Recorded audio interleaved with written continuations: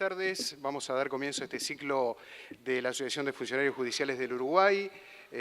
Por protocolo debería darles la bienvenida, pero están en la casa de ustedes, así que no deja de ser una formalidad. Y gracias por estar esta tarde, calurosa tarde, con nosotros aquí. Sí le doy la bienvenida a nuestros invitados. Óscar Andrade, lo estoy haciendo por orden alfabético, en este caso, precandidato del Frente Amplio a la presidencia, uno de los precandidatos, un hombre con dilatada trayectoria en el terreno sindical y en la militancia política.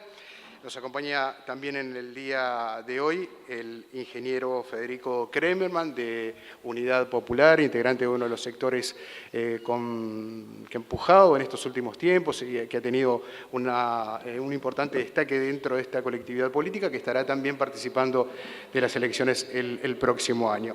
Bienvenidos a los dos, gracias por compartir esta tarde con nosotros. Les cuento muy brevemente cómo vamos a trabajar en este ciclo denominado La Justicia sobre la Mesa. Tienen el nombre aquí claramente, ¿qué justicia queremos? Vamos a tener 25 minutos de exposición aproximadamente, también lo haremos por orden alfabético. La A de Andrade será entonces la que dará inicio, continuando el ingeniero Kremerman posteriormente, y luego abriremos una ronda de preguntas al viejo estilo. Allá arriba, al lado de Rosita, hay virome y papel para que nos hagan llegar las preguntas. Le pedimos lo más legible posible y con el nombre, simplemente un nombre de pila para tener una referencia de quién la está formulando. La organización ha definido 4 grandes ejes temáticos que, si me permiten, los voy a leer para que nuestros invitados, que ya saben de qué se trata, pero para que ustedes tengan claro también cuáles son. La definición de estos ejes son el A, que es la reforma necesaria del sistema jurídico, Código Penal, derecho a proteger, el Código Civil, actualizar, la ley de género, la vigencia efectiva de esta ley. El segundo es la administración de justicia, selección y ascenso de magistrados, centralización o descentralización, supresión de juzgados de paz, seccionales, perfil de funcionarios de justicia. El tercer punto es el presupuesto nacional y el Poder Judicial, y el cuarto, adaptaciones del Poder Judicial a las nuevas tecnologías, un enorme tema del cual seguramente estaremos hablando más adelante. La idea es que los invitados puedan tomar estos ejes centrales, definir sobre cuáles quieren hablar, si quieren hablar sobre todos o tomar alguno de ellos en particular. Por lo tanto, a partir de este momento abrimos entonces este encuentro, nuevamente agradeciéndoles la presencia a todos y a todas aquí en la sede de la Asociación de Funcionarios Judiciales. Óscar Andrade. Bueno, compañeras y compañeros, es un gusto volver a estar por acá. Hemos tenido la posibilidad en instancias anteriores de intercambiar puntos de vista y felicitarlos por la iniciativa. Hay una larga tradición del movimiento sindical uruguayo que siempre intentó trascender la lógica reivindicativa inmediata, y un gran dilema político, teórico, organizativo, metodológico es resolver esa tensión entre acción reivindicativa y acción programática, entre táctica y estrategia. Y cuando como movimiento sindical te dedicas exclusivamente a la táctica, a la lucha inmediata, a la pelea por el plato de lenteja, muchas veces perdés de vista la reflexión más general, que es la que debe guiar esa táctica. O también al revés, cuando solo debatís sobre la estrategia sin atender los dramas inmediatos de tu pueblo, terminás generando un movimiento resignado, sin tener la fuerza material para transformar la sociedad. Este dilema nos ha acompañado a lo largo de la historia, cómo vinculamos o relacionamos estas dos. Hay un poeta cubano, Silvio Rodríguez, que en una canción acerca de la fábula de los 3 hermanos lo determina en términos de que el primer hermano solo miraba lo inmediato y por lo tanto, después de andar mucho, no sabía bien a dónde se dirigía. El segundo hermano miraba solo el horizonte y por lo tanto tropezaba con cuanto pozo se encontraba por el camino. Y el tercero intentó poner un ojo en cada lugar, uno general y otro particular. La segunda reflexión es que creo que sería un enorme error metodológico intentar sacar conclusiones de la superestructura jurídica sin tener consideración acerca del terreno en el que se da la batalla por los cambios. O sea, nosotros tenemos que fundamentar acerca de la justicia en el momento histórico donde la formación económica global capitalista es más desigual desde que existe. Nunca hubo tanta desigualdad como ahora. 8 paisanos tienen la misma riqueza que la mitad de la población mundial. O sea, coincide en el mundo el momento de mayor generación de la riqueza a escala planetaria con el momento de la mayor concentración de la riqueza a escala planetaria. Y esto está provocado por fuerzas materiales. No es que hay una ley, no precisa ley esto, no precisa norma. A veces si tiene norma mejor, pero aún sin ley y sin norma hay una tendencia global en donde los movimientos populares damos la batalla, que es simultáneamente una revolución científica tecnológica brutal que nos permitiría atender los dramas de la humanidad, pero al servicio de grandes corporaciones, pocas pero grandes corporaciones, genera desastres. Este año es el tercer año consecutivo en el que aumenta el hambre en el mundo. Aún ese dato en el que en términos relativos hubo un periodo de descenso, en esta circunstancia actual se complejiza. Y según las tendencias globales del empleo de la OIT, hay 1.400 millones de trabajadores en el planeta con trabajo precario. Y vivimos en un mundo transnacionalizado al servicio del capital global que ubica en esta condición una condición material de tensión para el deterioro de todo lo que hablemos de leyes, de cualquiera de ellas. A veces avanzan con leyes. Ustedes vieron que estas últimas semanas se aprobó en Jujuy el trabajo para los niños de 10 años. Ya había 760.000 niños trabajando en la Argentina, pero ahora se aprueba legal. O sea, se hace que la barbaridad sea legal. O se aprobó la reforma laboral en Brasil, el estímulo para que la trabajadora embarazada trabaje en condiciones de insalubridad.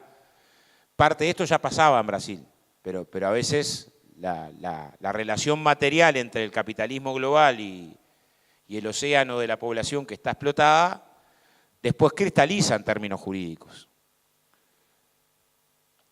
Pero desde el punto de vista de la acción del movimiento, los cambios jurídicos y los cambios sociales, en general, la historia nos dice que primero se conquistan los cambios sociales y después vienen los cambios jurídicos, cristalizan a posteriori. Que son pocos los ejemplos donde primero vino la ley y después de la ley orientó la conducta. Hay una relación dinámica, pero en general, en principio, si uno recorre la historia del país, basta mirar la fundamentación de la primera norma en materia de salud laboral y seguridad industrial, la 5032, donde en el debate parlamentario se incorporaban que buena parte de las medidas que se empezaban a reconocer por ley ya la habían conquistado los sindicatos antes. O al año posterior, cuando se discute la ley de 8 horas, parte de la fundamentación era que más de la mitad de los trabajadores ya había conquistado con lucha la ley de 8 horas antes de que cristalizara en términos jurídicos, lo que implicó un avance, pero bueno, es pensar la justicia en un planeta que por día mueren 20.000 niños de hambre o enfermedades curables según la UNICEF.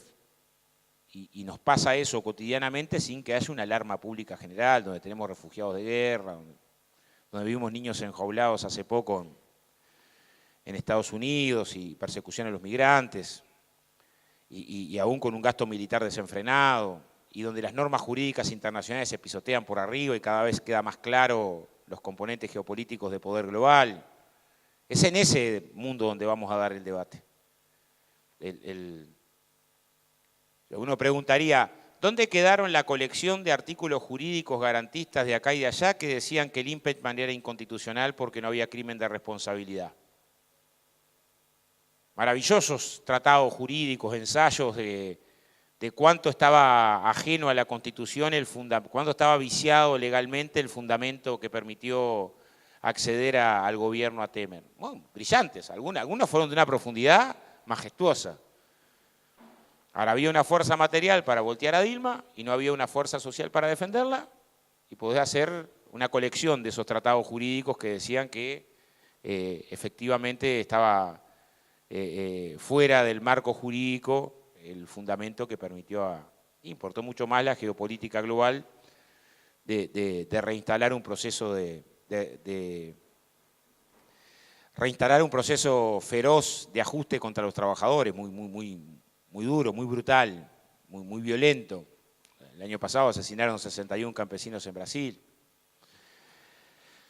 Entonces, yo creo que nosotros estamos obligados a pensar el papel de la justicia o la justicia sobre la mesa en este marco, no en cualquier contexto. En un contexto donde los grandes grupos económicos decidieron para una zona del continente, una zona del mundo que es un emporio de recursos naturales, fortalecer su perspectiva de exportador de materias primas con mano de obra barata, sin derechos sociales y con un papel del Estado funcional a la dominación global.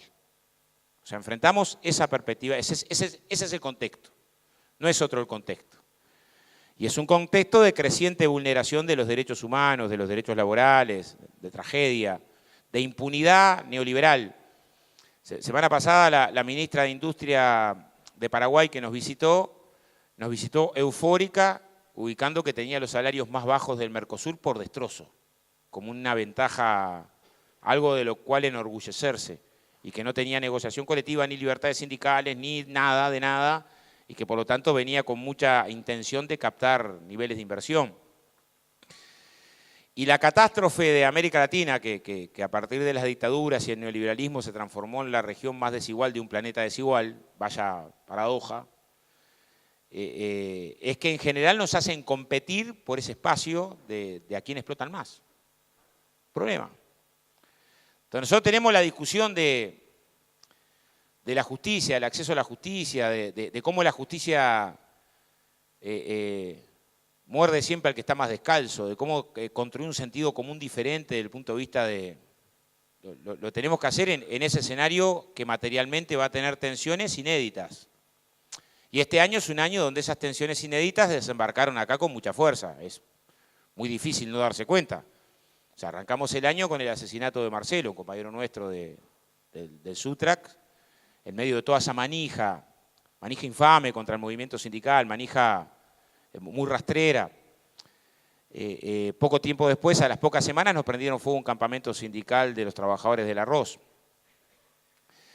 Hoy tenemos el día 14 del campamento frente a la empresa Caputo de los compañeros del Citrus, que sufrió agresiones de gente de los autoconvocados. Tuvimos el retiro de la Asociación y la Federación Rural de la negociación salarial sin pisar, vandalización de sitios de la memoria. O sea, ha sido un año de mayor intensidad contra las organizaciones del campo popular, que los anteriores. O sea, no discutimos en abstracto el papel de la justicia, lo discutimos en concreto. Y lo discutimos teniendo una enorme dificultad desde el campo popular para incorporar un sentido contrario a los temas de la justicia.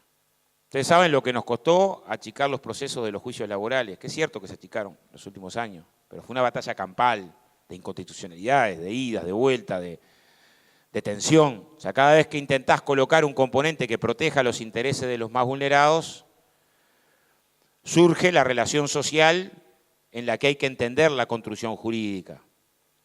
Ni hablar la batalla sobre incorporar en el sistema penal herramientas que atiendan a los trabajadores víctimas de siniestro mortal, en lo jurídico y en la praxis de la justicia. Ya por una anécdota de ahora. Si un vecino, un comerciante es asesinado en una rapiña y pasan meses y todavía no tenemos al fiscal pidiendo pena para el responsable, tendríamos una marcha de la seguridad en la calle, con banderas uruguayas y pedidos de... Hace 3 meses murió víctima de siniestro mortal por irresponsabilidad patronal grosera un trabajador en el disco. El disco siguió abierto además, echó pan rallado alrededor, valló.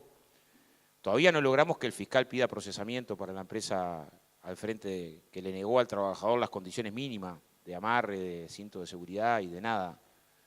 Porque seguimos teniendo una justicia que incorpora en sus procedimientos, en sus acciones, de manera distinta, cuando a quien tiene que juzgar es a un empresario importante, que cuando tiene que juzgar es al hijo de una mujer jefa de hogar de un cante. Tenemos ese problema instalado. Que tenemos que ver cómo lo resolvemos en lo jurídico, sí. Implica la creación de una fiscalía especializada que atienda los temas de la salud laboral y la seguridad industrial. Cataluña tiene un 80% de sentencias condenatorias en los casos de siniestros laborales.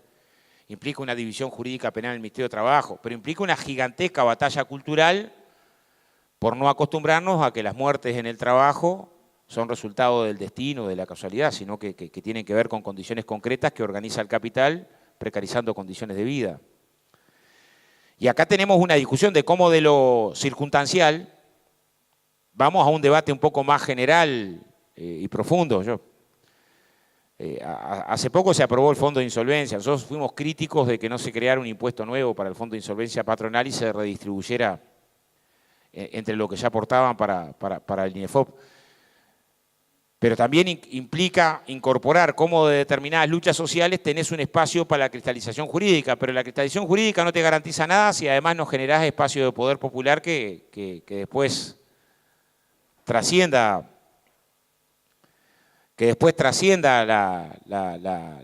la cuestión de la administración de la justicia, que es una parte del problema, pero una parte superestructural que si no batallamos en lo concreto se complica. Hay un ejemplo que es muy claro. La ley de libertades sindicales tuvo poco uso jurídico, muy poco. Son pocos los juicios ganados por la ley de libertades sindicales, ¿no? En términos de eficacia jurídica, son pocos. Son muchos, muchísimos, los delegados sindicales reintegrados por la acción sindical a partir de la ley de libertades sindicales. Muchísimos, cientos. Yo conozco cientos de casos.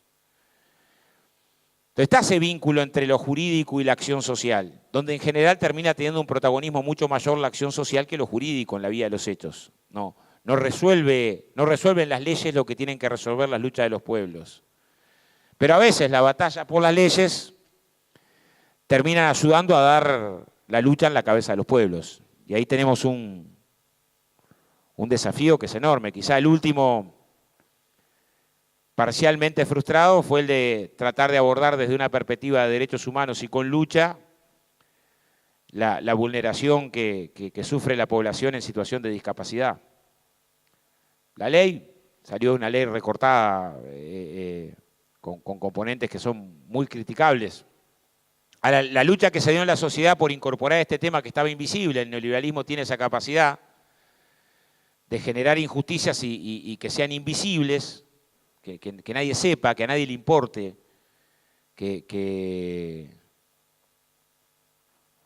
sí nos generó una acumulación social que nos permite dar esa batalla desde otro lado.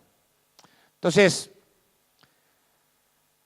nosotros tenemos que pensar en que en este escenario, que es un poco de encrucijada, donde está abierto un proceso de violencia social tremenda sobre los sectores populares en América Latina, cada vez más duro, hay que ubicar cuáles serían las transformaciones sociales, productivas, culturales, necesarias, y de ahí que engendre un tipo de justicia nueva. Es una batalla que no es menor. Ustedes saben. A ver, hay una disputa de sentido común que está abierta. Si una empresa estafa a otra empresa, es un delito. Y si una empresa defrauda tributariamente al Estado, es un delito. Si declara menos de lo que tiene, es un delito. Puede haber delitos continuados.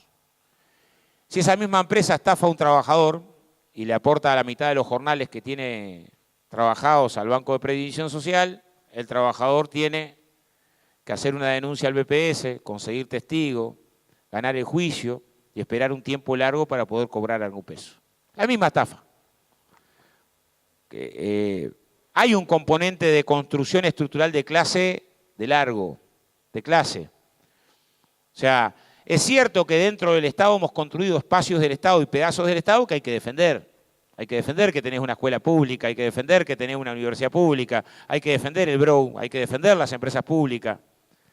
Pero en esencia, el Estado sigue privilegiando los intereses de los que son ya privilegiados y el andamiaje de la construcción jurídica termina privilegiando los intereses de los poderosos contra los intereses de los vulnerados.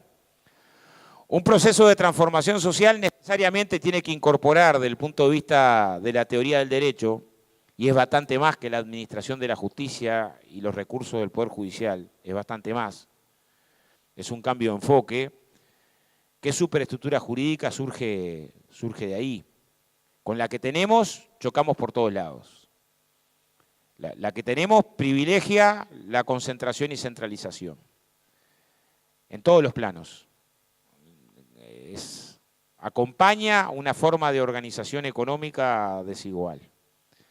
Esta batalla se da de un saque, imposible, salvo que hagas una revolución. Hiciste una revolución, tomaste el poder y construís desde la revolución hecha el nuevo Estado. Ahora, sin hacer la revolución, tenés que ver cómo las batallas reivindicativas inmediatas, por eso arrancaba por ahí, la batalla que tiene que ver con el presupuesto, que tiene que ver con la mejora del salario, que tiene que ver con la mejor condición de trabajo, que tiene que ver con el reconocimiento de una categoría, se inscribe en primer lugar con la batalla del conjunto de nuestro pueblo,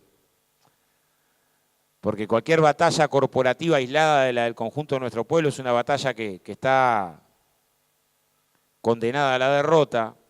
Intenta tener una perspectiva global de transformación profunda en el marco de una América Latina que hoy tiene vientos brutalmente desfavorables para el protagonismo popular, al contrario, que está asediada por el retorno de lo peor de las políticas mercadocéntricas. El problema es cómo nos organizamos para vincular esa batalla, que tiene un componente inmediato, como en el interior la justicia tiene posibilidad de acceso, la mujer jefa de hogar, la otra que está golpeada, él, que es una parte del lío. Cómo la nueva instrumentación de la justicia alcanza, es una parte del lío. Pero la parte más general es cómo acompaña la construcción jurídica transformaciones que necesariamente tienen que ser más profundas para vincularnos a la pública felicidad. Entonces tenemos un desafío que es teórico, que es vincular nuestras plataformas al resto de las plataformas. Y es vincular las plataformas del movimiento sindical al resto de las plataformas del movimiento popular. Movimiento estudiantil, de los jubilados, de los cooperativistas, de la pequeña y mediana producción, porque es evidente que en un escenario tan complejo como este, nos precisamos todos y todas, o sea, nadie sobra. O sea, nadie sobra para las amenazas que están en curso, que son muy duras, y que aún los procesos más tímidos de cambio, menos comprometidos de cambio, se demostraron en poco tiempo que comparado con la ferocidad de restauración neoliberal, la ferocidad de restauración neoliberal no deja títere con cabeza, es más brutal. Entonces, para introducir el tema, acá me está avisando el Pepe que redondeé, por ahí, o sea, tenemos la obligación de mirar el andamiaje jurídico institucional en el marco de un proceso histórico, en el marco de un proceso global y en el marco de una dimensión social. Tres categorías que hay que entrelazar. O sea, no podemos hacer un ensayo abstracto de una propuesta que sirva para cualquier circunstancia. Es en esta circunstancia, y en último componente, es también un aporte que debiera servir para las luchas de nuestro pueblo, porque en última instancia los cambios siempre son resultante de la lucha popular. No conozco cambios que surjan de un tubo de ensayo, de un análisis teórico suelto o desprendido de la acción concreta de nuestros compañeros. Gracias.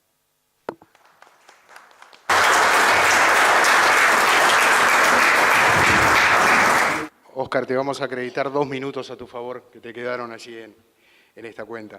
El agradecimiento a la gente de la unidad de comunicación del PIT-CNT que está realizando la cobertura de este acto, como así también a los colegas de los distintos medios de prensa que están realizando esta cobertura, que mucho agradecemos.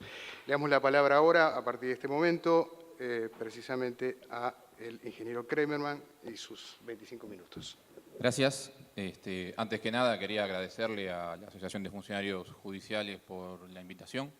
Para nosotros es muy importante que nos permitan dar nuestra opinión, comentar nuestro análisis de la realidad y las propuestas que tenemos. Yo pertenezco a uno de los 7 sectores que actualmente integran la Unidad Popular. Somos el sector más joven dentro de la Unidad Popular, denominado Compromiso Socialista. Llevamos allí aproximadamente 1 año y medio trabajando.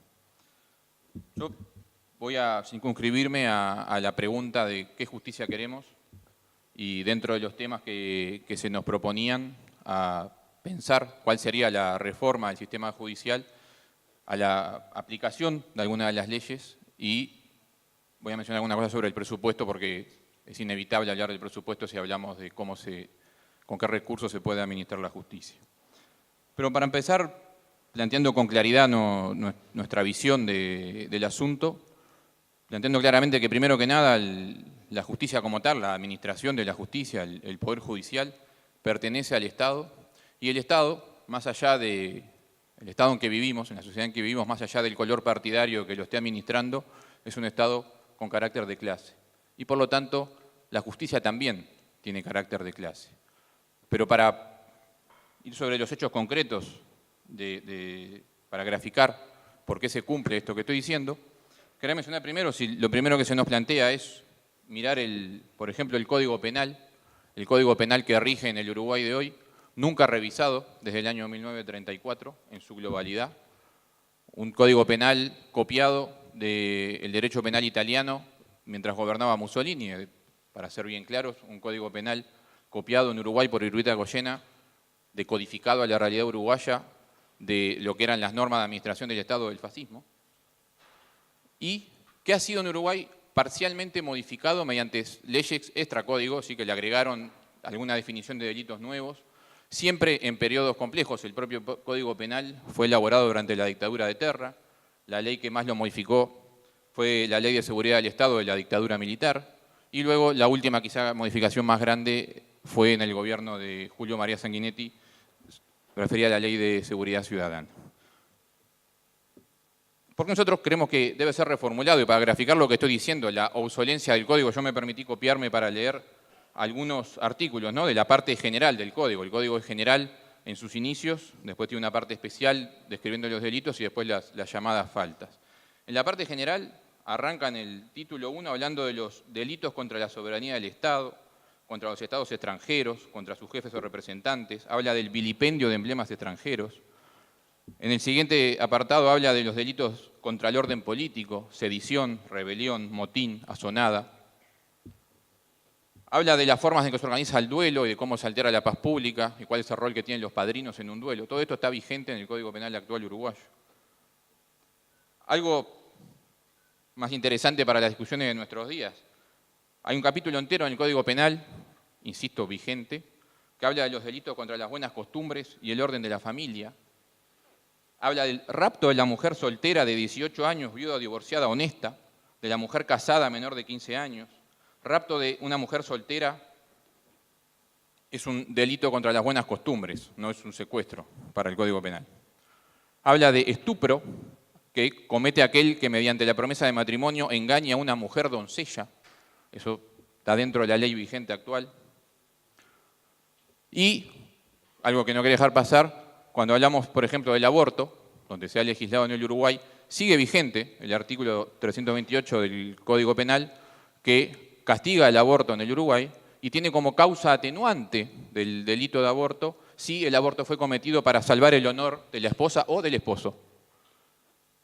Uno dirá, bueno, pero está la ley del aborto. Sí, pero la ley del aborto aplica si uno respeta el procedimiento. Hay un caso reciente en Maldonado de una mujer encarcelada y condenada, mujer y 2 personas más que le ayudaron, en un cantegril de Maldonado, de una persona que ejercía el meretricio y está presa por haber abortado, por no haber seguido las reglas de la ley del aborto. ¿Qué estoy diciendo con esto? Es una persona que no tenía capacidad posiblemente de comprender la legislación y fue penada porque el delito de aborto está vigente en el Código Penal actual.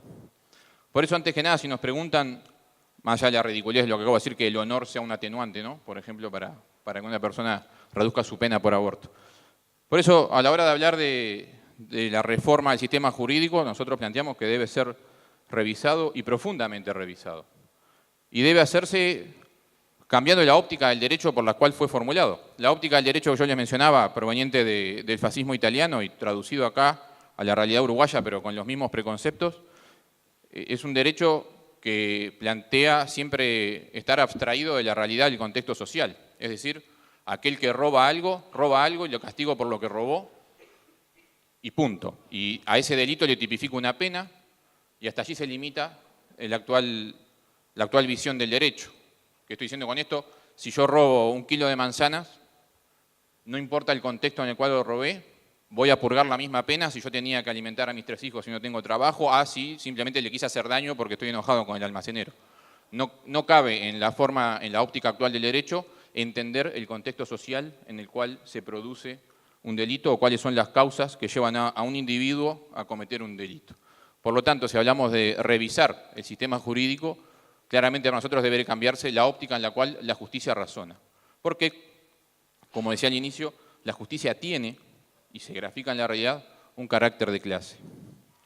Por eso, si hay que cambiarlo, hay que cambiarlo con un enfoque integrado. ¿Qué cosas hay que cambiar concretas, además, para graficar esto que estoy diciendo? En la legislación actual, ya saliendo de los ejemplos que lo hacen quizá más, yo quise mostrar al inicio las partes más absurdas que siguen vigentes del Código Penal, pero yendo ya a lo concreto y a lo que ocurre día a día hoy, tenemos una legislación en nuestro país que protege más la propiedad privada individual que el derecho a la vida. Se castiga más en el Uruguay la rapiña que el homicidio. Los máximos previstos en el Código Penal de prisión para los delitos castigan con más años de cárcel el robo que el homicidio. Los daños económicos, los delitos económicos, no se castigan penalmente. Óscar mencionaba una parte de ello. Si yo cometo un fraude societario, si yo defalco una empresa y dejo trabajadores en la calle, puedo pagar una multa, puedo solucionarlo con dinero, aunque el daño social sea mucho mayor que el robo individual de un hurto, ¿verdad? Y sin embargo, escapo a la administración de la justicia, no me aplica el Código Penal. Me aplica en todo caso el Código Civil y lo definiré en un juzgado civil.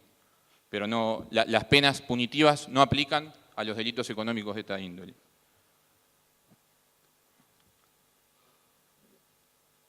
Nosotros creemos que la legislación uruguaya y los legisladores uruguayos a lo largo de la historia se han ocupado mucho más específicamente y con mayor preocupación a defender la propiedad y sobre todo a los ataques violentos a la propiedad que a administrar realmente la justicia. ¿Por qué? Porque en la mentalidad de los que redactaron el Código Penal, pertenecientes a las clases dominantes, un hombre sociable, un hombre integrado a la sociedad, quizá cometa un fraude y por eso lo administra de una manera, pero nunca alguien de las clases dominantes cometería una rapiña. La rapiña la comete, y violenta además, la rapiña la cometen violentamente los sectores más vulnerables de la sociedad y eso creo que las causas son claras de los por qué. Y además, y eso es el debate del día de hoy, cuando hablamos del enfoque penal, usualmente todo se reduce al tema de la seguridad ciudadana, a los delitos que se cometen con violencia. Y los cambios en las penas que se proponen todo el tiempo están siempre relacionados a eso, a esos delitos mediáticos, ¿verdad? A los hurtos, rapiñas, homicidios, en aquellos en los cuales se ejerce violencia. Algo que después se constata fácilmente si miramos quiénes integran la población carcelaria, quiénes son, de dónde provienen jóvenes pobres, en su enorme mayoría, la población de las cárceles en el Uruguay. Preparando un poco la charla, yo reparé en algo que me llamó muchísimo la atención, que es algo que se utiliza muchísimo actualmente en la administración de la justicia en nuestro país, que tiene que ver con el concepto de lo que el Código define como peligrosidad, la necesidad de proteger a la sociedad de los sujetos peligrosos, ¿no? Cuando un juez aplica el concepto de peligrosidad, primero que nada le veda beneficios, le quita beneficios a la persona que está siendo juzgada, porque lo considera peligroso, usualmente le describen prisión preventivamente. Pero lo peor de todo es que si uno lee el Código Penal, encuentra que nunca está definido qué es una persona peligrosa, no lo dice la ley. Queda totalmente a resolución del juez, de lo que el juez entienda, ¿verdad? La ley no describe qué es una persona peligrosa, es mediante los hechos que ocurran en un juicio que el juez tiene que determinar qué es. Pero lo más grave, o lo que a mí me resultó más grave, es que la peligrosidad computa como una pena que se suma a la pena que el juez impute por haber cometido un delito. Es decir, me dan X cantidad de años castigándome porque cometí un delito y además, como soy peligroso, me dan otros años más. O sea, prácticamente pago 2 veces por el mismo delito. Pero además, además la peligrosidad, una cosa que influye muchísimo en determinar si una persona es peligrosa o no, son los antecedentes. Es decir, alguien comete un delito, cumple una pena, que en el concepto idealizado de la administración de la justicia se supone que la pena es el castigo por el error que cometió, para llevarlo a una simplificación, y sin embargo, después, si alguien comete otro delito, aunque no tenga nada que ver, aunque sean cosas distintas en ámbitos distintos, el antecedente va a contar para decretarlo un sujeto peligroso y aumentarle la cantidad de años de castigo. Nosotros creemos que esto está dando por sobreentendido, entonces, primero que nada, que la persona no se rehabilita en el sistema carcelario. Si yo le voy a una persona que ya estuvo presa por un delito que cometió, se lo voy a tener en cuenta de vuelta, estoy dando por sentado que el sistema no lo está rehabilitando, que esa persona no se reinsertó normalmente en la sociedad. Por eso le tomo los antecedentes y lo cuento como un sujeto peligroso. Porque el enfoque que tiene el Código Penal actual y la legislación penal uruguaya es que de fondo hay gente mala o peligrosa. Uno razona así, si vemos los medios de comunicación todo el tiempo con lo que nos bombardean. Y por eso, si hablamos de cambios, eliminar conceptos totalmente arbitrarios como el de peligrosidad, así como está dispuesto hoy en la ley, debería ser una cosa común. Primero porque además de vuelta, esa arbitrariedad no tiene en cuenta el contexto social en el cual las cosas ocurren. Nosotros no decimos que los antecedentes no importen, obviamente que sí. Lo que decimos es que debe haber lógica y relación. No se puede utilizar arbitrariamente cualquier cosa y cualquier antecedente para decretar que un sujeto es peligroso, no tener en cuenta el contexto y aumentarle de esa manera arbitrariamente la pena. Hoy ocurre así porque lo que se busca de fondo es encerrar, es quitar de la sociedad a aquellos que representan un peligro según la arbitrariedad con la cual se define esto. Porque además, cuando no se quitan los antecedentes, cuando se mantiene esta lógica, cuando yo asumo que a pesar de haber purgado una pena, el sujeto puede ser definido peligroso, es también un estigma para toda la vida. Una persona con esa catalogación en la sociedad obviamente tiene enormes dificultades para conseguir trabajo, para convivir en general en sociedad. Es decir, el sistema actual profundiza lo contrario a que una persona se reinserte en la sociedad. Más bien, lo estigmatiza para toda la vida, lo cual solamente redunda en cerrarle los caminos a que efectivamente el mundo del delito sea el único mundo posible para el individuo que pasó por el sistema carcelario uruguayo.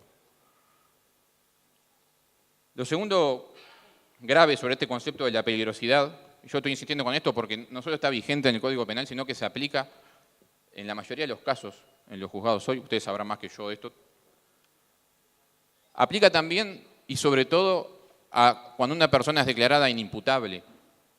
Son los menores, por ejemplo, pero un caso más grave es cuando por una condición psiquiátrica, los locos, son declarados inimputables. Es decir, yo no lo puedo castigar porque entiendo que no estaban en sus facultades mentales cuando cometió un delito. Sin embargo, lo puedo considerar peligroso. Es decir, no lo puedo juzgar porque él no estaba en su facultad, pero bueno, como tiene ese problema psiquiátrico, es una persona peligrosa. Y la ley entonces impone que como es peligrosa, lo tengo también que retirar de la sociedad, lo tengo que encerrar. No lo voy a encerrar en una cárcel, lo voy a encerrar muy probablemente en el Vilar de Bo, salvo que se pueda pagar una clínica psiquiátrica privada. Es decir, de vuelta, y en otra cosa distinta, se aplica perfectamente el carácter de clase de la justicia. A las personas que tienen problemas psiquiátricos y cometen un delito, los considero peligrosos y van a terminar en el Vilar de Bo o en alguna de las colonias psiquiátricas. Y lo que es peor, por tiempo indeterminado, porque la peligrosidad, a diferencia de las penas, porque cuando cometo un delito dice hasta cuánto puedo estar castigado, la peligrosidad no tiene máximo. La peligrosidad es hasta que un juez, con un informe forense, decrete que la persona dejó de ser peligrosa.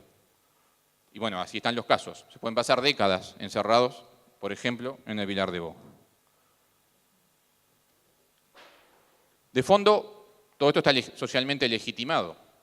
Y por eso la cuestión pervive tal como está. Es decir, ¿qué reclama la ciudadanía? Obviamente, con una importante carga subjetiva profundizada de los aparatos del poder y los medios de comunicación. Este persona es peligroso, sáquenmelo. No me importa si es por salud, si cometió un delito o no. Lo considero peligroso y la solución que yo quiero es que lo saquen, que hagan una higiene social y los recluyan de la sociedad.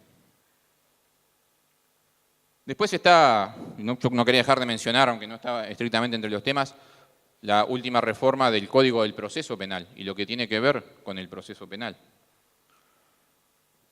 Nosotros creemos que la primera de las reformas, la que se hizo en el noviembre pasado, tuvo fuertes avances, permitió avanzar mucho con respecto al rol de la Fiscalía, del juez, a separar un poco quién instituía el proceso y demás. No compartimos los cambios segundos que provienen por iniciativa del Ministerio del Interior, que solo buscan cercenar derechos y encerrar más rápidamente a la gente. Todo proveniente de una política basada en que la única solución para la inseguridad ciudadana es la cárcel, la represión y la cárcel. Y yo siempre planteo debatir, primero si eso es una solución. Con los números fríos, incluso del propio Ministerio del Interior, podemos plantear que hasta ahora solución no ha sido, y eso basta salir a la calle o constatar la realidad cotidiana. Pero una cosa grave que vino de la mano de la reforma del CPP es cómo se piensa y se forma el modelo carcelario. Hasta ahora, los hechos concretos que el gobierno ha mostrado es la construcción de la megacárcel de Punta de Rieles bajo el formato de participación pública-privada, donde, y quería detenerme en esto porque no es nada menor a la hora de hablar de administración de la justicia y de pensar en si el sistema está diseñado para mejorar la seguridad ciudadana, para rehabilitar personas y reinsertarlas en la sociedad, como indica el artículo 26 de la Constitución, que nosotros creemos no se cumple para nada, de hecho se viola flagrantemente. Es decir, es un artículo en la Constitución que dice que el Estado debe rehabilitar a las personas para reinsertarlas en la sociedad. El contrato que se firmó con la empresa Teima para la construcción y administración de la cárcel de Punta de Rieles es un contrato donde el Estado le paga a la empresa no por preso, sino por plaza disponible. Es decir, el negocio tiene sentido para el Estado solo si la cárcel está permanentemente llena, porque ya está pagando por los lugares tenga o no tenga gente. Obviamente para la empresa es un negocio redondo, no importa, siempre cobra, ¿no? Pero además no es nada menor, no todos los días en el Uruguay se construye una cárcel para alojar al mismo tiempo a más de 2.000 personas. La última vez que se hizo eso fue cuando se construyó el Comcar, que también es de tamaños parecidos, y se hizo con el eslogan, con la idea de que construir el Comcar mejoraría el hacinamiento carcelario. A los hechos hay que remitirse para ver si se cumplió o no, que el Comcar mejoró el sistema carcelario o no. Pero algo más curioso también es que el contrato con Teima tiene, por ejemplo, prevé que cada vez se encierre más gente, efectivamente, y prevé en sus apartados que aumente, que se pase, que se supere el 100% de los presos adentro de la cárcel. Y sin embargo, lo único que va a hacer el Estado es pagar una multa, pagar un extraordinario, pero nadie va a impedir que en vez de 2.000 haya 2.300, 2.400. Simplemente se va a pagar más. Se está dando por entendido que es una posibilidad. Más allá del negocio redondo para Teima, que es además una empresa quebrada en el exterior, y esto lo mencionaba porque no es menor también con qué dinero se construyó. Uno dice, bueno, un privado se hizo cargo, se la jugó por 20 años y el Estado va a pagar y demás. No. Teima puso en bolsa las acciones para construir la cárcel y quien compró 3/4 parte de las acciones fue República FAP, con el dinero de los jubilados. Es decir, fue para dejar claro que la cárcel PPP se construyó con dinero proveniente de los aportes jubilatorios que hacemos todos. Pero bueno, yo quería mencionarlo al pasar porque nos parece gráfico cómo, además, con el tema del modelo penitenciario, no se trata solo de cómo se administra la justicia, sino que hay un jugoso negocio para muchos capitales ahí que aprovechan para eso. Y que además si miramos los países donde se ha aplicado esto, porque el modelo proviene de los Estados Unidos, solo ha llevado a la reproducción sistemática de cárceles cada vez más grandes por el formato de la participación público-privada, donde después los propios lobistas famosos hacen presiones o financian campañas políticas para que se aprueben leyes que tienen como consecuencia encerrar cada vez más gente y durante más tiempo. Pero agregado, y por último para dejar de mencionar esta cárcel, que igual me gusta el ejemplo, si uno de los principales, y creo que es claro, problemas que causan la inseguridad ciudadana tiene que ver con la reincidencia, ¿no? Con la escuela del delito que las cárceles son. Cualquier literatura mediana sobre educación en contexto de encierro o de cómo se rehabilita a un ser humano habla de que 100 personas es ya un máximo extraordinario, 100 personas conviviendo en un contexto de encierro, en un contexto de hacinamiento, es un máximo tolerable desde el punto de vista de querer rehabilitar y reinsertar a alguien. Estamos hablando de que se acaba de inaugurar una cárcel para 2.000 personas. Por eso insistimos, la Constitución le indica al Estado que debe rehabilitar a las personas y no solo eso no se cumple, sino que se viola y se va en contraposición a eso. Para nosotros y ya termino, no es otra cosa, que lo que se hace no es otra cosa que gestionar la pobreza que el propio modelo económico genera. Incapacitar, encerrar y no rehabilitar. Quitar a la población sobrante que molesta y que no se adapta al modelo económico que se propone. ¿Qué justicia queremos? Que es la pregunta con la cual nos invitaron a este panel. Primero que nada, nosotros queremos una sociedad diferente, más que una administración de justicia diferente, con un Estado diferente también. Pero pensar en una justicia en medidas concretas actual no solo no es contrario a esto que estoy diciendo, sino que lo hacemos proyectando en esa sociedad que queremos. Primero que nada, como dije antes, el enfoque para cualquier reforma judicial tiene que ser uno que tenga en cuenta el contexto social, que no estigmatice, que no sea una condena para toda la vida haber cometido un delito y que se ha tenido en cuenta el contexto social que lleva a un ser humano a cometer un delito. Yo no estoy diciendo con esto que no haya que castigar el delito, por supuesto que sí. Tiene que haber garantías para cualquier persona que conviva en sociedad de que hay cosas que no se pueden hacer. Pero una justicia que pretenda ser tal, justa, debe tener muy en cuenta el contexto en el cual ocurren las cosas. Es un modelo más objetivo y menos arbitrarios. Obviamente eliminar los disparates que dije al principio, los delitos contra la soberanía o la patria, o que son hijos justamente de otro tiempo. Pero también hay que hablar, para reformar todo el sistema, incluye reformar el sistema carcelario. Incluye, por ejemplo, cosas como la ley de humanización del sistema carcelario, implementada por el ministro José Díaz, algo que para nosotros es un buen ejemplo, que se puede medir poco, porque luego se cedió muchísimo a la presión de los medios de comunicación y de ciertos lobbies que hubieron, y la ley se dejó de aplicar. Pero una ley que proponía, a partir de un censo carcelario, que para nosotros hay que hacer, entender qué presos tenemos y poder separar. No es lo mismo el narcotraficante o el asesino serial que el que le pegó un palo a alguien para robarse algo para comer al otro día. Cosa que está mal y está mal. Ahora, que son distintos, son distintos. Hay gente presa en el CONCAR que está presa por haber vendido un porro y lo ponen al lado de los grandes narcotraficantes. Eso es algo que no puede ser, que no puede ocurrir. Porque tal cual está diseñado el sistema hoy, quien ingresa por un delito menor, en el sistema carcelario uruguayo actual, solo tiene posibilidades, primero, además del estigma el día que salga de no poder reinsertarse en serio en la sociedad, desde el punto de vista de la educación, de conseguir trabajo y demás, solo va a estar conviviendo con un mundo que lo va a volver peor, no mejor. Por lo tanto, reformar el sistema carcelario es crucial. ¿Qué vemos nosotros? Que el sistema en sí, en vez de megacárceles como se proponen, además de fomentar los negocios para grandes capitales, debería, por eso también quería entrar en el presupuesto, partir de la base de centros chicos en el interior, quizá chacras, donde la rehabilitación, el trabajo cotidiano, con derechos laborales, porque hay presos que trabajan y no tienen ningún derecho laboral, sea parte de la reconstrucción de una persona. Por último, y quería, no sé, me queda poco tiempo, supongo, 3 minutos, mencionar muy brevemente tres cosas más. La ley de responsabilidad penal del empleador, que acá se mencionó, para nosotros viéndole una línea histórica, quizás una novedad esta ley positivamente, en el sentido de que fue un cambio importante en la historia de la legislación penal de nuestro país, desde el punto de vista conceptual. Ahora de vuelta, debemos decir que se aplica muy poco. Quizá el miedo de la existencia de la ley generó más efecto que la ley en sí mismo. Procesamientos por la ley, uno solo.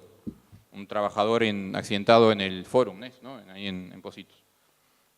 Donde, por cierto, quienes terminaron procesados fueron el capataz y el arquitecto, nunca el patrón. Porque la ley actual uruguaya no prevé como persona jurídica al dueño real, sino al responsable inmediato. En el caso del disco que se mencionaba, no aplica la ley de responsabilidad penal, porque la persona que estuvo en riesgo se murió. Y aplica el delito de homicidio.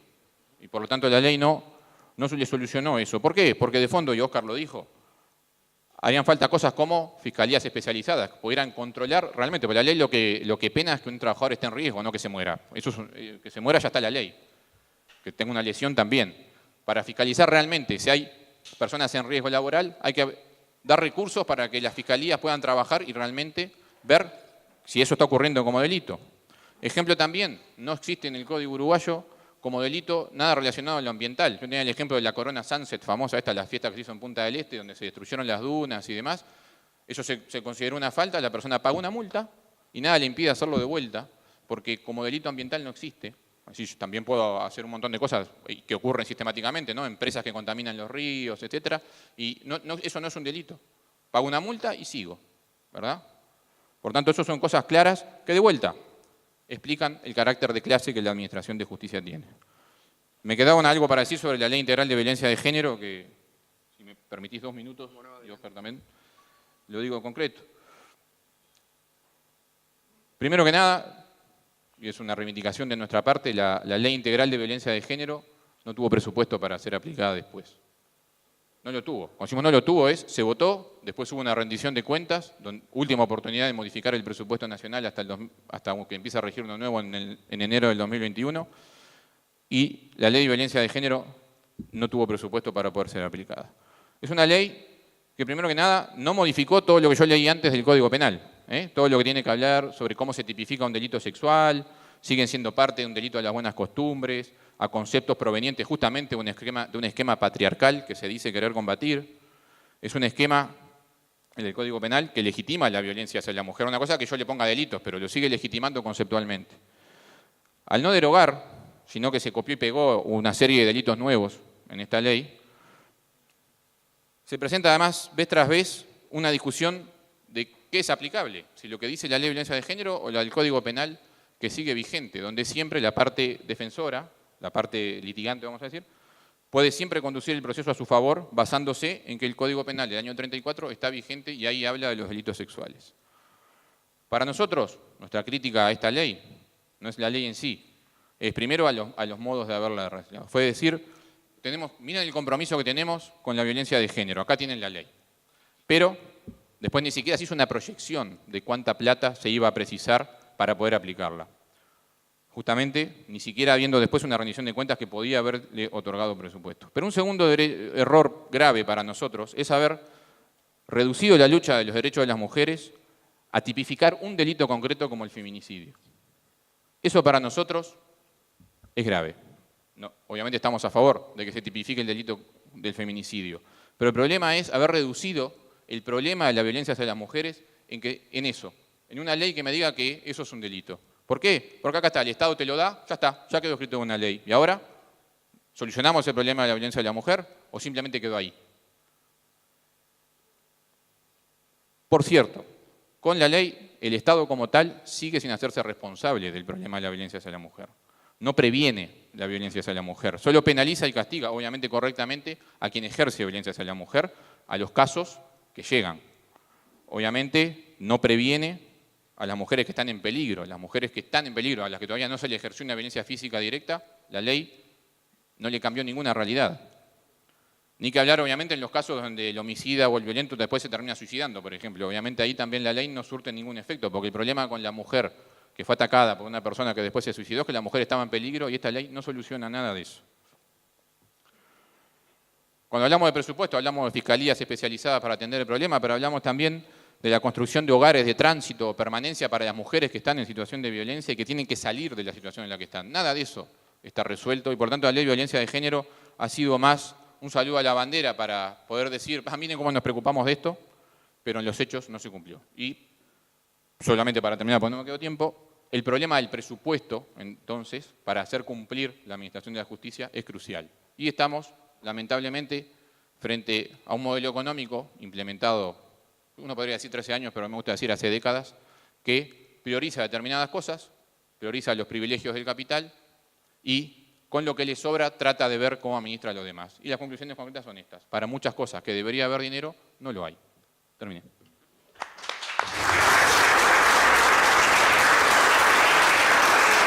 Muy bien, muchas gracias, ingeniero. Con las ponencias de Kramerman y Andrade se cierra esta primera parte del encuentro donde la Asociación de Funcionarios Judiciales pretende conocer del sistema político y sus integrantes la opinión con respecto a la justicia en nuestro país. Pero vamos a abrir ahora, y hay unas cuantas preguntas, 390. Sí, no, vamos a ver si las podemos formular todas ahora, de lo contrario se las repartiremos a ustedes. A ver, si ambos sostienen que el sistema jurídico sostiene las relaciones de poder y subyugación de clase que contiene al neoliberalismo, ¿cómo esto se revierte? Es la pregunta. ¿Cuál es la fuerza a ejercer, la relación de dominación y privilegios? Perdón, no entiendo la letra aquí, pero creo que dice a favor de la, o en favor de la clase dominante. ¿Se entiende? Sí. Sí. Vamos de nuevo. De una, largo para contestar. Sos largo, vamos a hacerlo lo más breve posible. Yo voy a tratar de formularlas todas. Sí, ¿cuál es su opinión acerca... No me robe el trabajo, Andrade. ¿Cuál es su opinión acerca del no cumplimiento de una sentencia judicial por parte del Gobierno Nacional? Esta es otra pregunta. Óscar y Federico, concretamente, ¿cuál sería la propuesta para mejorar la actual situación de acceso y eficiencia de la justicia de hoy? Tengo otra por acá para Federico, sobre el presupuesto nacional para el Poder Judicial, ¿qué priorizaría? No sé si no la contestaste sobre el final, pero... Brevemente. Sí. Bueno, a ver, compañeros, a ver si yo trato de explicar mi punto de vista.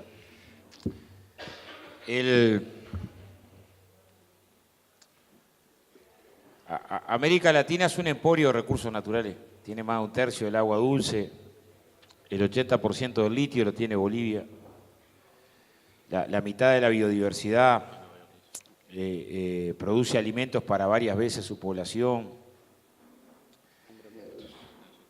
Voy a poner, bueno, las reservas petroleras más grandes. Voy a poner un ejemplo. El sur de Estados Unidos se está desertificando. Todo lo que era el río Colorado es un arroyito ahora. Y hay un proyecto de un acueducto que agarre el acuífero Chiapas y logre generar condiciones de acceso al agua para esa parte de la población norteamericana. Yo creo que en términos políticos López Obrador se va a negar.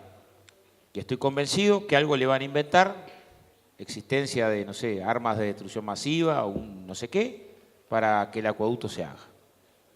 Y lo jurídico al poder le va a importar poco, va a encontrar el argumento para pasar por arriba de lo jurídico y hacer privilegiar el interés material. Y que solamente con un respaldo social y popular que desnude esa estrategia se va a poder revertir. Porque esa es la tendencia para entender esa relación entre lo estructural y lo superestructural, para entender esa relación entre las correlaciones de fuerza. Después, a ver, nosotros tenemos ahí una batalla en lo cultural que no es menor. No es que lo jurídico no importe. Ustedes saben que el año que viene vamos a hacer, Uruguay va a estar en el banquillo de los acusados a nivel internacional en la OIT por violación de los derechos humanos de los empresarios en Uruguay. Una cosa media curiosa, pero que increíblemente consiguió el respaldo de la IEM. Entonces, si la Internacional Mundial de Empresarios entiende que algunas normas laborales en Uruguay son un antecedente peligroso, ¿será que esas normas laborales importan?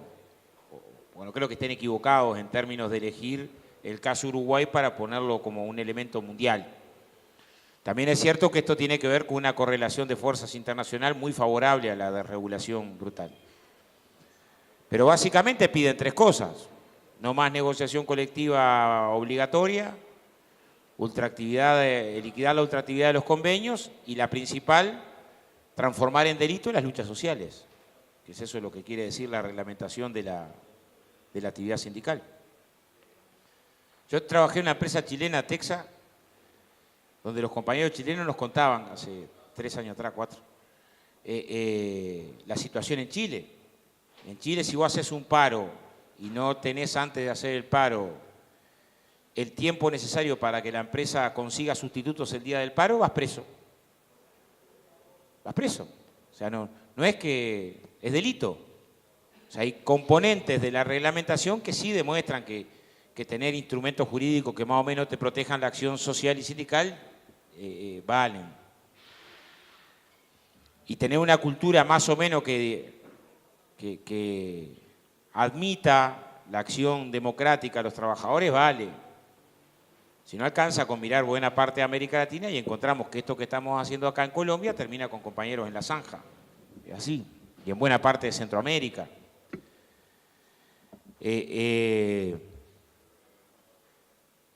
Entonces, el problema es por dónde arrancás.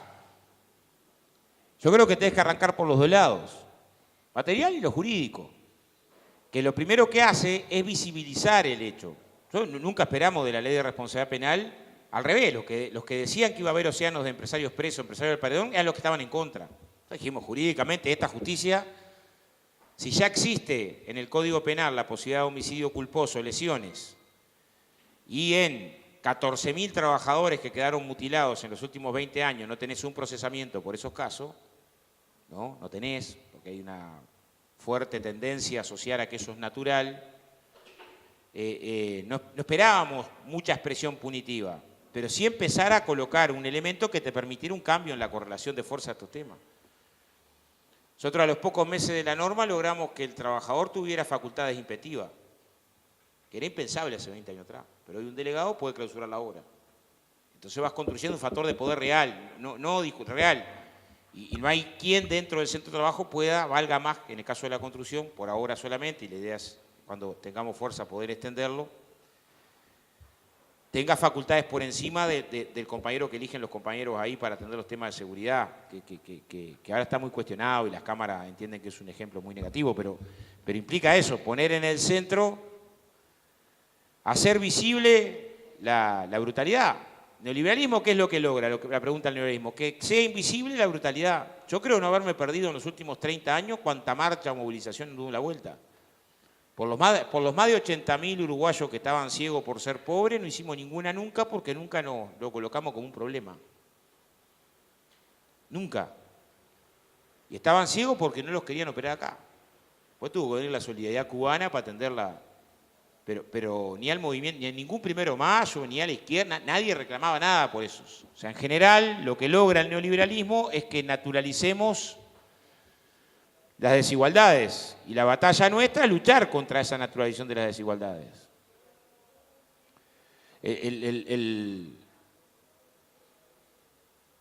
En la justicia penal esto es muy claro. A ver, si un gurí del Borro, de Casaballe, intenta entrar a un auto que no es de él, para llevárselo, termina preso seguro. Si eso le pasa al hijo de la rañada, es que se equivocó de auto. Es así, de contundente, ¿no? Y nadie se lo preocupa. A mí me tocó, como decimos, los estacionamientos del Punta Carreta, por el 97, 98. El abogado del Punta Carreta era el hijo del ministro del Interior, Marchesano Chico. No lo estoy estigmatizando, tenía problemas con las adicciones. Yo creo que todos tienen problemas con las adicciones. También el pobre tiene problemas con las adicciones. El pobre pasa que es un drogadicto. Tuvo 250 millones de problemas. Una vez prendió fuego el parque de la casa, otra vez ataron un sereno en una fiesta de ellos y quisieron meterlo en la parrilla, cualquier cosa. Pero en general nunca pagaba nada porque es así. O sea, el gurí, hijo nuestro, que se agarra las piñas a la salida de un baile y manotea un celular, va 1 año preso por la piña, cosa menor. El hijo de un gerente no va a ir porque van a encontrar la forma de fundamentar. La justicia tiene ese componente dual. El problema es que en la hegemonía nos ganan esa batalla por goleada. Por goleada. Y nosotros reproducimos componentes de estigmatización. El problema es bastante más complejo que las leyes.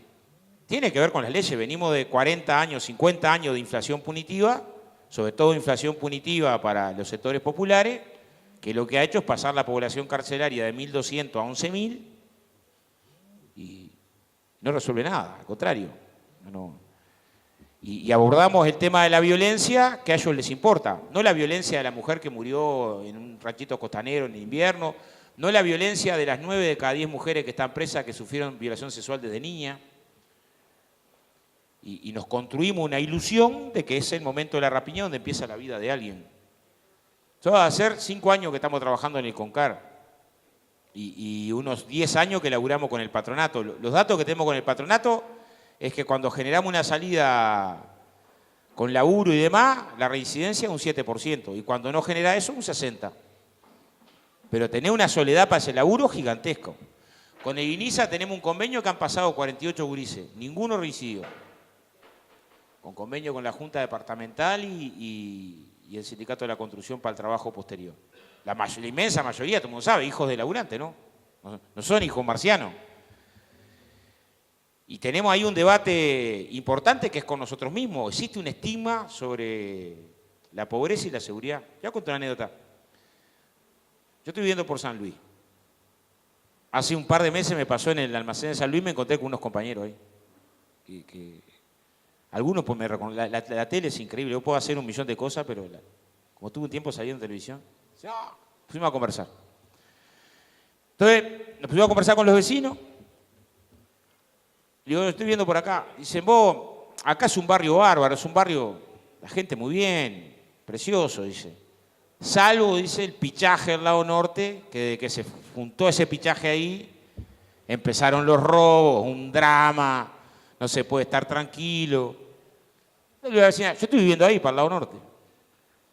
Y en realidad no está demostrado que ninguno de mis vecinos, algunos son artesanos, otros son de la construcción, otros están sin laburo, pero ninguno está demostrado que sea un ladrón. Pero es juntar pobre y robo y ya fue el pobre, a priori.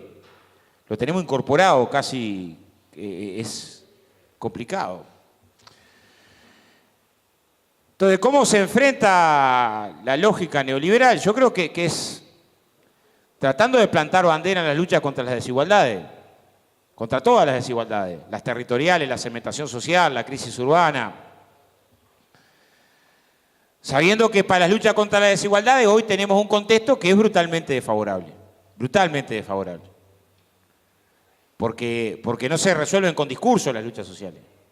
A ver, hicimos 3 paros después que se retiró la Asociación Rural de los consejos de salario. No paramos a casi nadie en las estancias. Y donde paramos, que es en los citros y algo del arroz, tenemos unas enormes debilidades hoy aún. O sea, no es con retórica que se transforman las condiciones, es con correlaciones de fuerza. Y la construcción de correlaciones de fuerza es un proceso complejo, contradictorio. Es cuanto forjás de protagonismo social. En los lugares que tenés mayores correlación, tenés una situación diferente. No hay magia. Nosotros en la construcción tuvimos un crecimiento del salario en este periodo 70 puntos por encima del promedio. Creo que fue un obsequio y reducimos la jornada laboral 4 horas.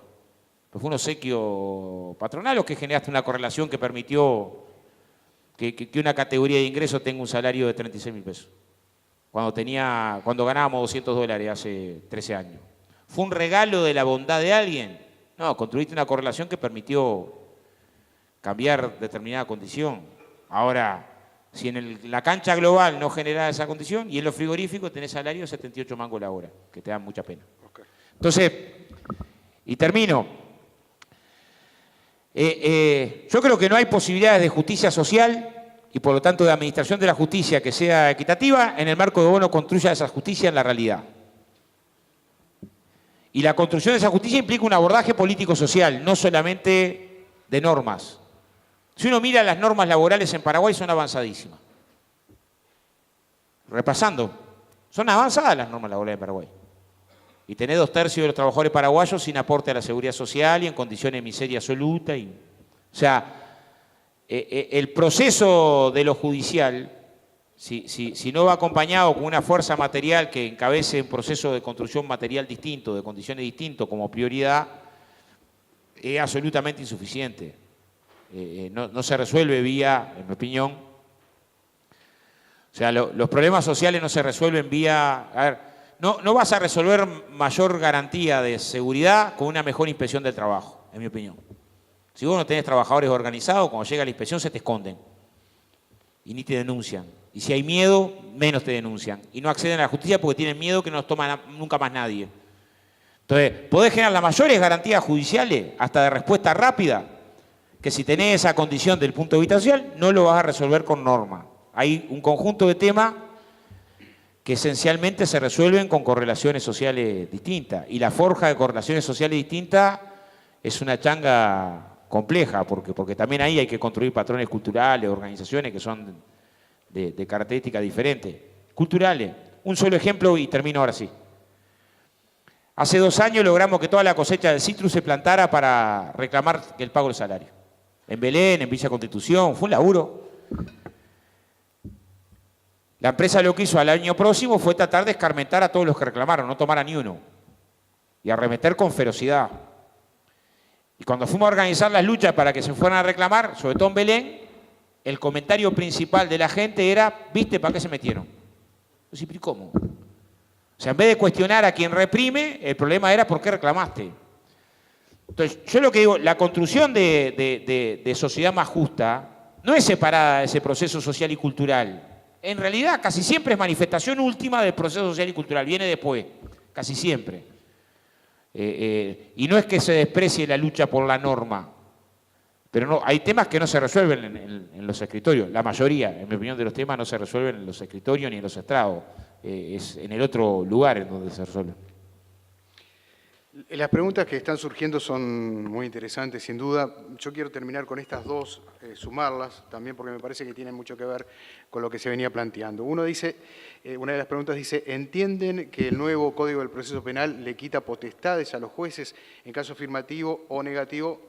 Fundamentar por qué.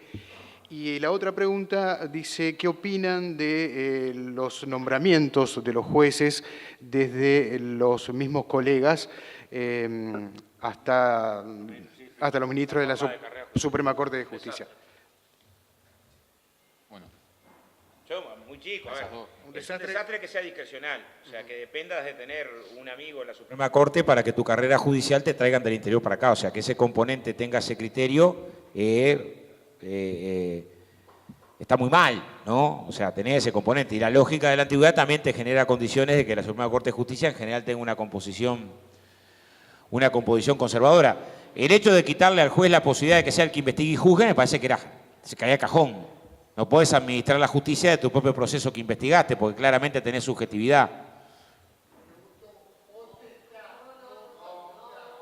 Vamos a seguir contigo, ingeniero. Entonces no entendí la pregunta. Yo lo que digo es, lo que sí defiendo del Código de Proceso Penal, que no tiene sentido que quien haga la investigación sea el que juzgue su investigación. Porque claramente tenés una carga de subjetividad enorme y quita garantías al proceso judicial, ¿no? Ingeniero. Bien, gracias. Contesto breve estas últimas dos y después hago las más generales. Sobre esto último del Código de Proceso Penal, como dije, nosotros con las últimas reformas que se impulsan del Ministerio del Interior bajo el eslogan de los jueces tienen las manos atadas, la policía tiene las manos atadas, nos parece un disparate, nos parece un fundamento para una escalada aún más autoritaria y represiva que solo va en línea con querer encerrar antes a la gente preventivamente. Sobre cómo se eligen los jueces y sobre todo la Suprema Corte de Justicia, es inevitable observar que el Poder Judicial es el único que el resto de la ciudadanía no puede opinar sobre cómo se elige, ¿no? O sea, la Suprema Corte de Justicia, quienes después resuelven cuando una ley es válida o no según la Constitución, no van por un proceso donde el pueblo tenga una mínima participación. Me limito a plantearlo de esa manera. Después, sobre las preguntas más generales, la primera que se hacía, ¿no?, de las relaciones de dominación y de poder y del carácter de clase de la justicia.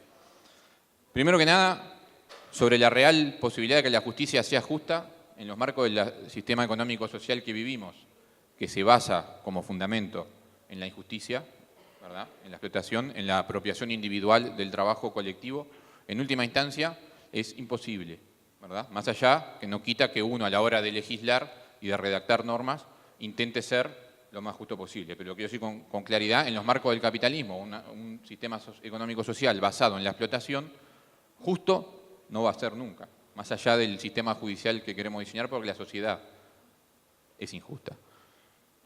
Y, por supuesto que lo que define es la lucha y las correlaciones de fuerza, pero lo que define es la lucha orientada a dónde y a quién. Las clases dominantes y cada uno de los patrones y demás, obviamente tienen todo a su favor, pero lo que materializa el poder real es el Estado. El Estado es la materialidad concreta del poder de la clase dominante. Y es contra eso que hay que orientar el poder. Y el carácter de clase del Estado, como dije muy al principio de mi intervención, no depende del color partidario que lo administre, mientras tanto todo siga igual. Y justamente, querer esbozar lo contrario, querer esbozar que porque tal partido con promesas que favorecían a los trabajadores, yo a los partidos de derecha me abstengo de decir porque los considero mis enemigos naturales, ¿no? Para que nadie acá quiera elucubrar otra cosa distinta. Ahora, acceder al gobierno prometiendo un cambio social profundo con el apoyo social, sobre todo de los trabajadores, suficiente para hacer los cambios sociales profundos, y después administrar lo que hay o profundizar incluso más lo que hay, es totalmente contrario a querer aspirar a una sociedad diferente. ¿Por qué? Porque es una pavada votar leyes como la ley de género y no darle presupuesto. Es una pavada decir que tenemos leyes laborales, no sé qué, como se dice, ¿no? Tenemos las mejores leyes laborales, somos ejemplo para el mundo. Sí, la ley está fantástica, pero después, sí, cuando la situación económica empeora, el Ministerio de Economía lo primero que hace es proponer la desindexación salarial, mandar un presupuesto al Parlamento que acota los aumentos salariales por debajo de la inflación. Sí, después, cuando eso genera conflicto de los trabajadores, como muy bien se dice, los trabajadores pelean por revertir esa situación, el Ministerio de Trabajo, en el marco de la fantástica negociación laboral que tengo, vota con los patrones vez tras vez en cada uno de los consejos de salario, ¿qué estoy haciendo? Ese es lo que nosotros decimos, ¿qué estoy haciendo? ¿Estoy realmente apuntando a cambiar las cosas o estoy diciendo una cosa para hacer otra después? Lo mismo hace al presupuesto nacional y a la parte que le toca al Poder Judicial. Para responder a la pregunta acá, ¿cuál es nuestra opinión del no cumplimiento de una sentencia judicial por parte del Gobierno Nacional? Nos parece una aberración, nos parece una hipocresía total, sobre todo cuando eso se hace poniendo un artículo de ley en la rendición de cuentas que dice no voy a pagar los juicios a los trabajadores, en la misma rendición de cuentas que dice le voy a exonerar tanto a las zonas francas, tanto a UPM, tanto, en el mismo proyecto de ley. ¿No? Porque nos dicen, no, el Estado no puede pagar más de 10 millones de dólares por juicio. Y en la misma ley el IRAE permite una asignación de IRAE que el año pasado alcanzó 800 millones de dólares. A mí me gusta ponerle número a las cosas que digo para poder comparar bien. Entonces, ¿cómo se revierte la situación? Y se revierte planteando las cosas con claridad y haciendo lo que se dice que sí va a hacer, ¿verdad? No prometiendo cosas que después van a terminar siendo la administración de lo que había o incluso, para nosotros, una profundización de lo que había. Porque eso es lo que habilita después el vendaval neoliberal que recorre América Latina y todo lo que se dice. Sí, efectivamente, cuando yo le digo a la gente, apoyá esto, que voy a cambiar la situación y después termino haciendo más de lo mismo, lo que genera en general es una apatía política, un desprestigio de la política como herramienta para cambiar la situación, que llega a que personajes truchos o nefastos como los hay en los países vecinos que ya ganaron la presidencia, o como ocurre acá también, tengan legitimidad y tengan gente que los empiece a seguir, ¿verdad? Entonces, de fondo es un poco eso, hacia dónde orientamos la lucha y qué decimos de verdad y qué hacemos después en función de aquello que dijimos, no solamente las generalidades. Hay uno de los ejes temáticos que se planteó como tema de debate o de discusión o de aporte en este caso, que dice adaptaciones del Poder Judicial a las nuevas tecnologías. Para muchos estamos en una época de cambios, para otros estamos en un cambio de época. Lo cierto es que la tecnología está llegando, la vemos, ya no es el futuro, la vemos a diario. Hay múltiples ejemplos en el área de los servicios, sin ir más lejos, desde pasar por una caja donde no hay un ser humano que te cobra o un portero que no es presencial, sino a través de la tecnología. La tecnología ya llegó, está aquí. El tema del trabajo del futuro del trabajo, es uno de los grandes temas que ojalá estén dentro de la campaña electoral del próximo año. Eso es una aspiración más que como periodista, como simple y como un ciudadano. Pero me gustaría la opinión de ustedes con respecto a esta revolución 4.0, a estos cambios tecnológicos, a cómo enfrentarlos, a cómo capacitarse para esto que ya es un hecho. A ver, yo una consideración breve ahí, previa. En Uruguay hay un montón de dramas hoy, eso es cierto. Ahora, yo entré a la construcción en el 93 y tuvimos 83 días de huelga para empatar salario, porque teníamos una pauta salarial que reducía en un 60% el salario para una inflación del 80 y pico por ciento. Y en América Latina, que en los últimos 13 años el salario real creció un 20%, en Uruguay creció un 54%. ¿Eso es un cambio revolucionario? No, ¿qué va a ser un cambio revolucionario? Una reforma mínima, pero hay sectores dominantes que van a morder esa reforma. que les molesta esa reforma mínima, o el espacio mínimo de tener más doméstica en caja, o el trabajador rural con 8 horas. Un cambio mínimo, pero ese cambio mínimo muestra a la región que está brutalmente asediado. Y yo sí comparto que para sostenerlo hay que profundizar. En el 90 empezó, creo que fue por ahí que escribió Rifkin El fin del trabajo. Y el fin del trabajo. Tras el fin del trabajo terminaban los trabajadores, y con los trabajadores el sujeto histórico que iba a sepultar el capitalismo. Y es cierto que ha habido un cambio tecnológico. Yo de chico tenía que caminar 7 cuadras para prender una tele blanco y negro en la casa de mi abuela, que aparte era una liñita que después le pegabas al techo y se abría la tele. Y había un solo teléfono en toda Villa Felicidad. Cuando le cuento a mis gurises eso, piensan que tengo 500.000 años. No tengo 500.000 años, pero ha habido un cambio científico, tecnológico. Ahora, el fin del trabajo no viene muy bien rumbeado, porque cuando empezó esa teoría había 2.500 millones de trabajadores en el planeta, y hoy hay 3.500 millones de trabajadores en el planeta. Y en general la historia de las revoluciones científicas tecnológicas es que hay trabajos que no se hacen más y después se multiplican otro tipo de trabajo y de demanda. Pero además nos hacen pensar adentro de una caja, ¿no? Entonces, acompañado al fin del trabajo, consigna, ahí está el miedo al lugar, el miedo a perder mi lugar. ¿Cómo tenés que abordar desde el individuo que tiene miedo a perder tu lugar? No desde la comunidad que se plantea ante el cambio científico-tecnológico ponerlo al servicio de la humanidad. Entonces, si redujéramos una cuarta parte la jornada laboral, generaríamos en el mundo como 600, 700 millones de puestos de trabajo. No nos alcanzarían los 200 millones desocupados. Ahora, parece que no se puede pensar el cambio tecnológico al servicio de la humanidad, hay que pensarlo al servicio de la corporación. Entonces, la filosofía con la que hay que abordar el cambio científico-tecnológico es sálvese quien pueda. Algunos van a quedar en una ética que es tu trabajador es tu enemigo. Había hace poco un reclame de un antigripal, creo que era CF4, donde un trabajador estaba enfermo, llamaba a su compañero de trabajo por teléfono, le decía, Pepito, estoy enfermo. Y el otro compañero de trabajo estaba enfrente, ¿y qué hacía? Aparecía el compañero de trabajo con un serrucho, la silla, y como que le estaba cortando el lugar. Era para vender antigripal, increíble. Entonces decía, no pare esto, tu trabajador es tu enemigo, que se va a quedar con tu lugar. Te lo va a arrancar. Bueno, nosotros tenemos que buscar una perspectiva. Yo sé que está bravo hoy, porque Brasil votó las 12 horas, porque en Paraguay se laburan las horas que se quieren, porque hay una tendencia muy fuerte del capital al ajuste, muy fuerte, casi que brutal al ajuste. SACEN, que es uruguaya, está construyendo en Perú y paga menos de la mitad de los sueldos, están felices. O sea, hay una lógica del capital de tensionarte a la baja, tensionarte brutalmente a la baja. Alcanza con ver la lista de los salarios mínimos en América Latina, ¿dónde están?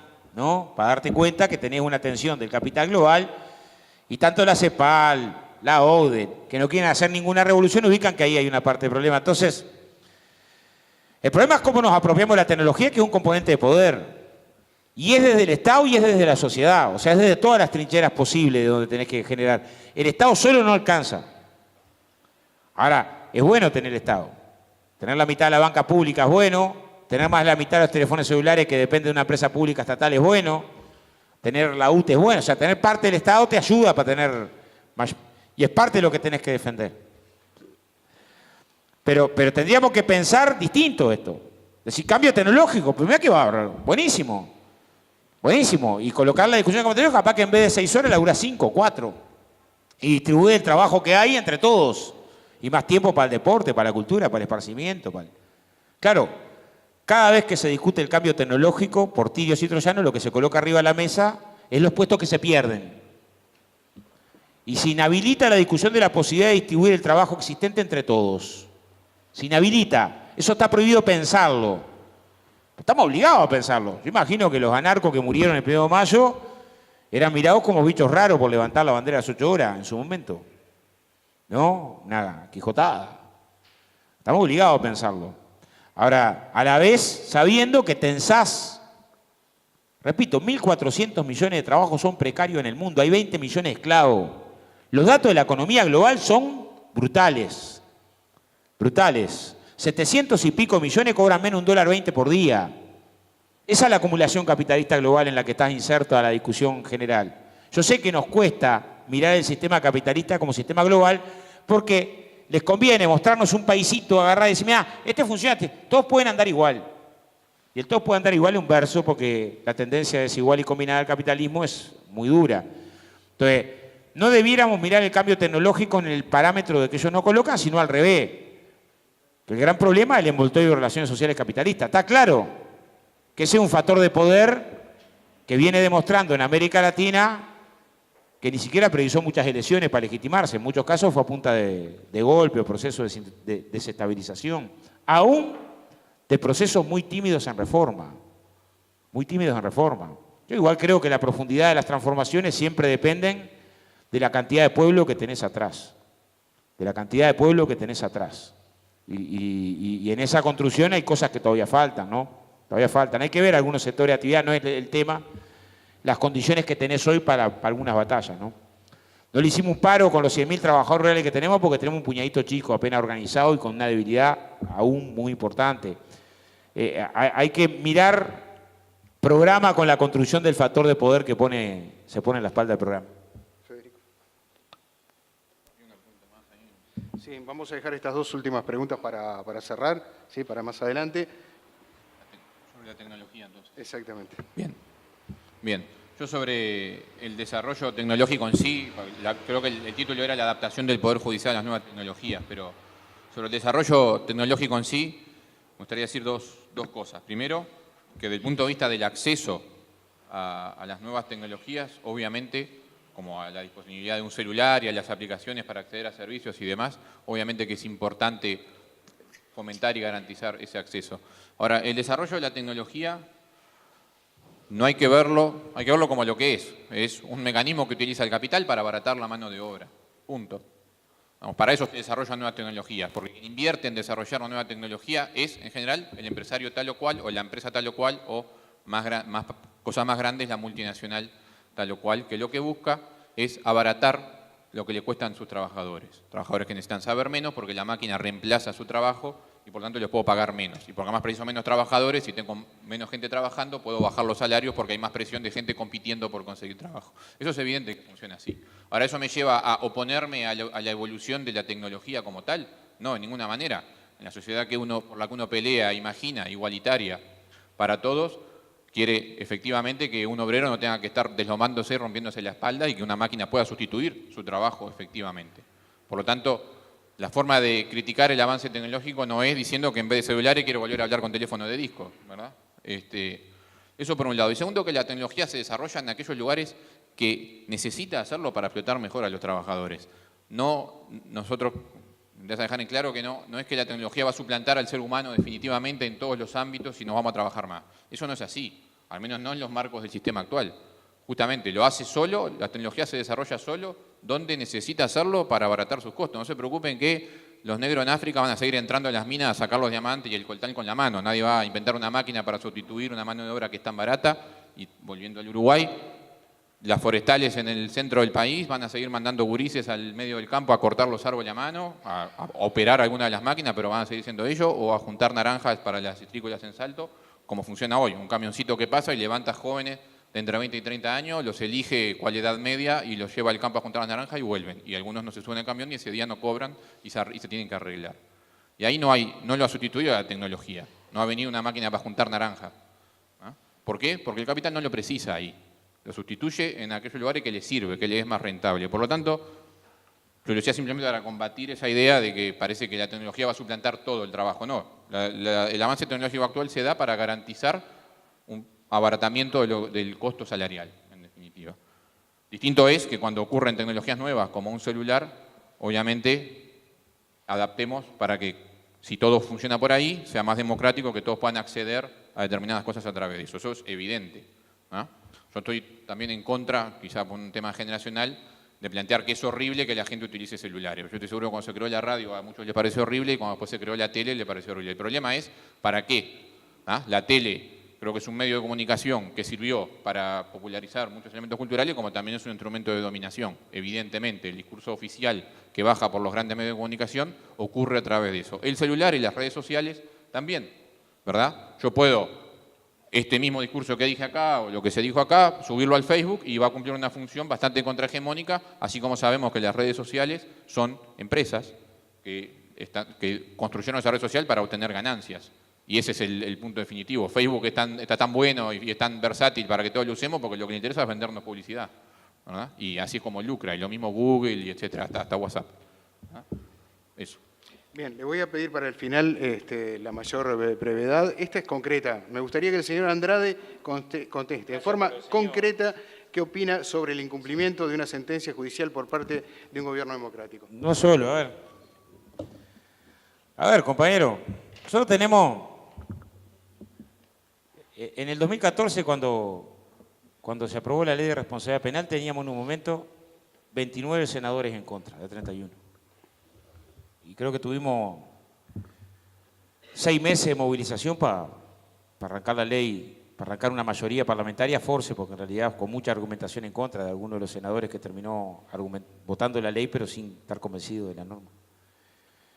En el 2015, o sea, digo, el conflicto del Poder Judicial ha sido uno de los conflictos del movimiento social con el gobierno. Uno. En el 2015 tuvimos el decreto de esencialidad en la educación y nos generó dolores hasta ahora. En el 2016 tuvimos 6 meses movilizados para cambiar la pauta salarial 3 veces, porque teníamos una pauta salarial extremadamente contractiva. Contractiva, no comparable con esa que hablé de Posadas, pero contractiva, complicada. El año pasado movilizamos 8.000 trabajadores a Nuevo Berlín porque nos recortaban la licencia y el vacacional. Yo creo que no hubo movilización más grande a Consejo de Ministros que la que hicimos desde el gremio de la construcción. Y estamos proponiendo ahora un paro, que yo sé que la mayoría de los gremios no nos acompaña, pero es el segundo que vamos a hacer porque se respete el acuerdo de la ley de discapacidad, que el gobierno modificó a último momento en el Parlamento. Hicimos uno hace 15 días, vamos a hacer otro ahora, porque nos parece que no se pueden vulnerar los derechos de las personas en situación de discapacidad. El conflicto del Poder Judicial fue una de las señales de un relativo deterioro que tiene el gobierno con su base social. Eso es indiscutible. Y puedo agregar más ejemplos de componentes de deterioro. Yo que creo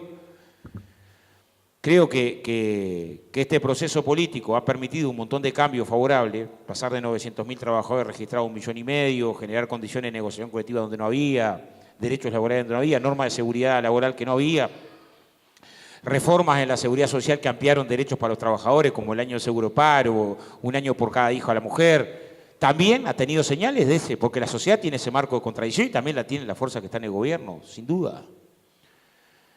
¿Cómo se atajan algunos de estos problemas? Con lucha.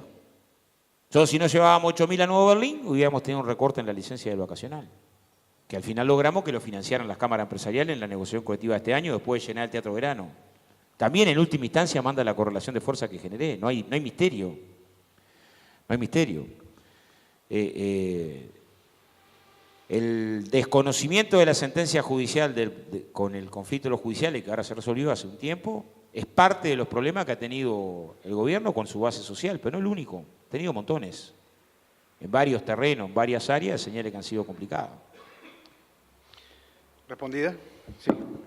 Bueno, vamos con la última entonces. ¿Qué opinan sobre la autonomía financiera del Poder Judicial y cómo autonomía financiera del Poder Judicial y cómo instrumentarla en este caso? Sí. Bien. Sí, para contestar primero directo y después graficar por qué lo digo, obviamente estoy a favor de la autonomía financiera del Poder Judicial porque es no solo para el Poder Judicial, el tema del presupuesto es lo que realmente otorga autonomía política después. Lo dije así porque yo personalmente integré hasta hace un año, durante 9 años, el Consejo Central de la Universidad de la República, discutiendo N veces el presupuesto, discutiendo el presupuesto en la universidad y discutiéndolo después con el gobierno. Y siempre el presupuesto es la variable para hacerse nada. A ver, lo digo con el ejemplo de la universidad, pero aplica al Poder Judicial seguramente también. La autonomía de la universidad, que le permite hacer lo que hace, investigar lo que considera y no depender del poder político ni del gobierno de turno que esté, es constantemente cercenada por la vía presupuestal, ¿verdad? Porque la universidad tampoco tiene autonomía financiera y depende de cada año una discusión con el gobierno sobre el presupuesto que va a obtener. Entonces la universidad puede, en su autonomía, definir un montón de planes que después no va a cumplir. Si los planes no le gustaron al gobierno, no le da plata. Y en particular, ni que hablar lo que ha sido este periodo. Así que la esencialidad en la educación fue un ejemplo de cómo después el gobierno elige manejar el conflicto que el no otorgamiento de presupuesto genera. Lo quiero graficar bien. La no autonomía financiera lleva a cosas como que, ante la carencia presupuestal, se terminen firmando convenios con empresas, ante la necesidad presupuestal concreta, y se investiga no lo que la universidad quería, sino lo que tal o cual empresa. ¿Cuáles empresas son? Los pueden ir a buscar los convenios, UPM, Montes del Plata, etcétera, etcétera. Eso, Monsanto, etcétera. De ahí se complementa con el famoso extra presupuesto, el presupuesto que el Gobierno Nacional no le da. Incumplido en un 33%. La universidad recibió la tercera parte de lo que pidió, ¿no? Para graficar. ¿Por qué? Porque no tiene autonomía financiera. Nada la garantiza. Tiene que año tras año ir al Parlamento a convencer de lo que está haciendo, está bien, etcétera. Obviamente no es el único caso. El Poder Judicial aplica también, con la diferencia de quién manda en el Poder Judicial y cómo se eligen a los que mandan, por supuesto, ¿no? Que no es nada menor. Pero obviamente es lo mismo que hablamos antes, o sea, la autonomía financiera para tener independencia política es clave. Si no se tiene autonomía financiera, no hay independencia política real. Y por tanto, la separación de poderes tampoco se cumple correctamente. A ver, es bien complejo el tema. Yo creo que es condición necesaria, pero no suficiente. Hoy el muro principal de impunidad que tenemos con las más de 300 causas sobre los detenidos desaparecidos y las violaciones de derechos humanos está en la Suprema Corte de Justicia y en las interpretaciones que coloca la Suprema Corte de Justicia. Entonces, Porque es la justicia, justamente. El tema, sí. el tema central en un país democrático no es vos podrás discrepar o no con determinada sentencia, y muchos de nosotros con ese tema pensamos muy igual, pero digo, en definitiva me parece que lo que no podés hacer como gobierno democrático fue vergonzoso lo que hizo. Lo nuestro no fue un conflicto. Bueno, pero estamos mezclando temas. Por otro lado, acá lo que sí cumplió fue una sentencia. Está bien, pero estamos mezclando temas. Yo estoy diciendo en términos de prioridades, ¿no? Claramente el muro de impunidad que tenemos sobre nuestros compañeros desaparecidos tendría que ser prioritario para un militante social, ¿no? O sea, a mí me tocó acompañar a Verónica Mato hace poco al juzgado a ver al que torturó a su padre suelto por la calle. Que yo entiendo cualquier reivindicación económica, no puedo decir es muy importante, pero esto nos tendría que doler más en términos de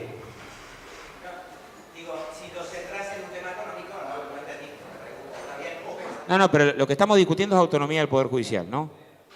Yo lo que quiero decir es, los poderes judiciales en América Latina, en buena parte de América Latina, han sido funcionales en este último periodo para lo que pasó en Brasil, con Moro ahora en la Suprema Corte, después de haber hecho cosas vergonzosas, ¿no?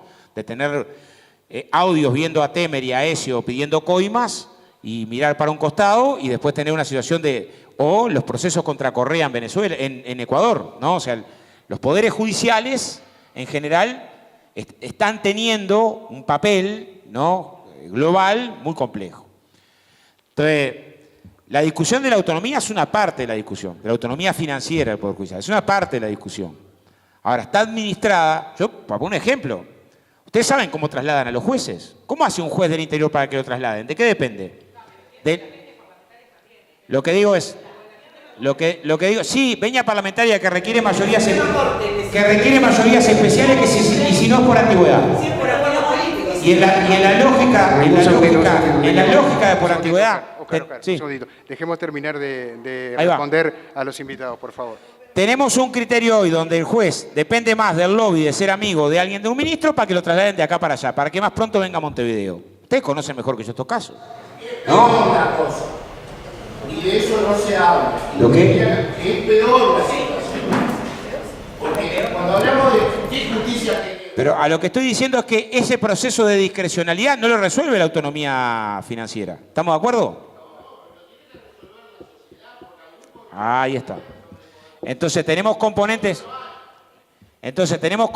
más complejos que la autonomía financiera. ¿Qué es lo que estoy queriendo decir? No, la autonomía financiera sola puede en determinados casos profundizar la discrecionalidad, que después tiene que ver con el papel de quienes ascienden en la justicia y cómo ascienden y cómo se forman lógicas que son conservadoras. Entonces, tenemos un problema que es bastante más complejo que la autonomía financiera, que digo, es condición necesaria, pero no suficiente para resolver el tema de los problemas que tenemos en la justicia. Bien, me habías pedido también para cerrar. Muy breve, porque sobre esto último y demás. Bueno, yo sobre la autonomía del poder financiera del Poder Judicial ya fui claro. Creo ahí sí que aplican dos cosas. Se tiene que modificar lo que ustedes por ahí están diciendo de cómo funciona el sistema judicial, de quién elige a quién y cómo se eligen a los que mandan, eso es evidente. Sobre eso me permito decir dos cosas. Hace 13 años que se podía haber hecho y había legitimidad social para hacerlo. Obviamente se podía haber hecho hace 150 años, nadie me va a discutir eso. Lo que digo es que se podía haber hecho y nadie lo hubiera cuestionado y no se hizo. Y por eso que Óscar menciona como conflictos del gobierno con su base social, que es real. Nosotros lo planteamos un poco distinto, con más claridad, digamos, una sociedad separada en distintos sectores sociales. La pregunta clara y concreta es, ¿para quién gobierna el gobierno? Y punto. Con cada una de las cosas que decide y favorece, ¿a quién favorece? Eso es lo que cada uruguayo se tiene que plantear para evaluar. ¿Para quién se está gobernando? No es un problema de un conflicto solo con la base social. La sociedad está separada en clases, el gobierno toma vez tras vez decisiones. El caso del Poder Judicial, bien claro, porque se puede leer en los proyectos de ley que el gobierno envió al Parlamento, lo demuestra. No se trata solo de un artículo que no quería pagarles a ustedes el conflicto. Se trata de que en la misma ley se gasta otro montón de plata o se le deja de cobrar a otros otro montón de plata mientras te dicen no tengo plata para pagarte. Entonces está tomando decisiones concretas que favorecen a unos y perjudican a otros. Y siempre, y se puede plantear muy claro, favorece al capital y perjudica a los trabajadores. El actual, obviamente. Bueno, creo que tenemos que darle un aplauso a nuestros dos invitados. Han respondido...